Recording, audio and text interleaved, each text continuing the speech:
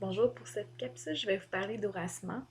Ce qu'il y a de super intéressant dans Aurasma, c'est vraiment le fait qu'on peut utiliser une tablette pour qu'un livre devienne dynamique. Donc, bon, c'est sûr que là, il faudrait qu'on ait plus d'iPad à l'école. Euh, Disons, un enfant est en train de lire un livre.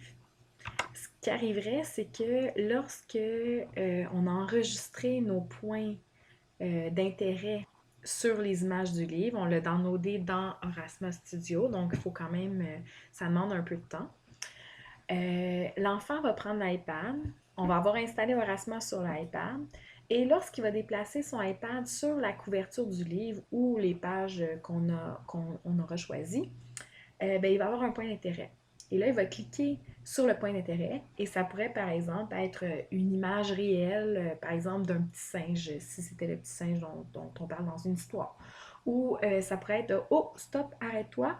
Et là, il y aurait un formulaire de questions et l'enfant doit répondre à une question avant de continuer à lire. Donc, c'est de jumeler la technologie avec un livre réel. Et cette technologie-là, franchement, pour le premier cycle, c'est incroyable. Il reste qu'il faudrait quand même avoir un petit peu plus de iPad à l'école pour que ça soit fonctionnel à notre école.